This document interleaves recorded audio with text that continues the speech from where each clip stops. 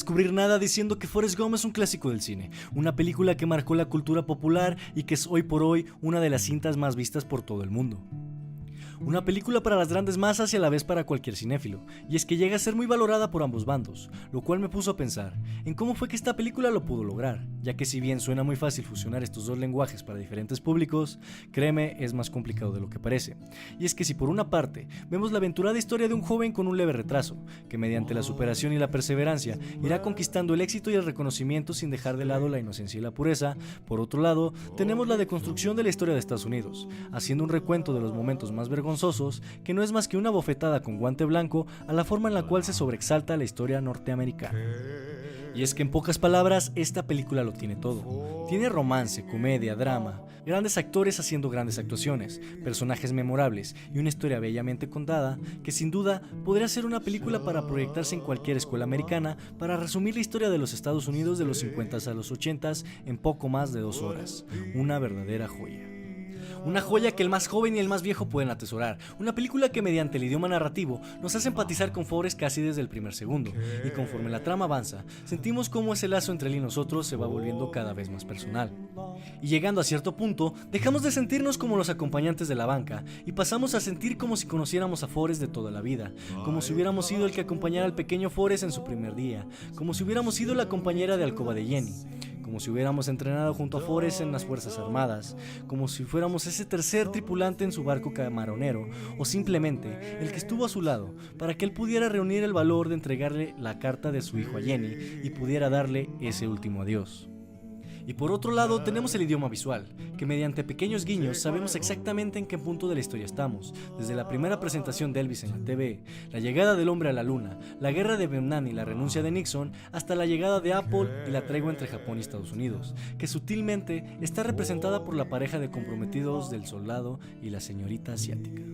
Dos idiomas que por sí mismos dicen cosas completamente diferentes, pero irónicamente nacen del mismo lugar y que ya por separado son bastante valiosos, pero en conjunto hacen un trabajo titánico, porque se vuelven un idioma que puede hablarle de la misma forma tanto a tu cerebro como a tu corazón. Pero mientras miraba la película, noté algo que llamó poderosamente mi atención, y eso fue la gran presencia de canciones como acompañamiento musical, que a lo largo del filme no dejaron de sonar, y si bien esto pasa en casi todas las películas, es ahí donde el acompañamiento sonoro, en su mayoría son bandas sonoras compuestas especialmente para las cintas, lo que las hace un poco más discretas, y se utilizan un par de canciones para momentos muy puntuales, y es aquí donde Forrest Gump es todo lo contrario, y es que su soundtrack se compone por más de 30 canciones, lo cual es una barbaridad para una película. Y no me quiero ni imaginar lo que les costaron los derechos de autor, ¿verdad, YouTube? Y es aquí donde el histórico viaje continúa. Me tomé el tiempo de revisar la amplia lista del soundtrack y entonces me di cuenta de cómo las canciones nos iban narrando una historia musical, tomando como estandarte algunas de las canciones más memorables de cada época, pasando por los 50s de Elvis, a los 60s de los The Beach Boys y The Doors, y los 70s de Fleetwood Mac y La Quinta Dimensión, hasta los 80s de Bob Seger y Willie Nelson.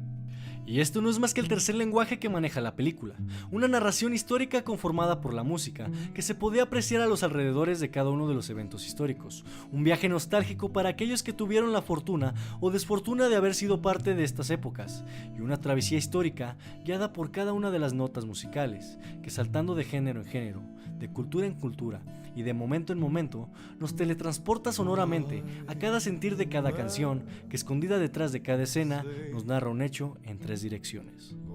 Y por último, me gustaría recomendarte escuchar por completo el soundtrack de Forrest Gump, para que hagas este histórico viaje musical y me digas en la caja de comentarios qué te pareció.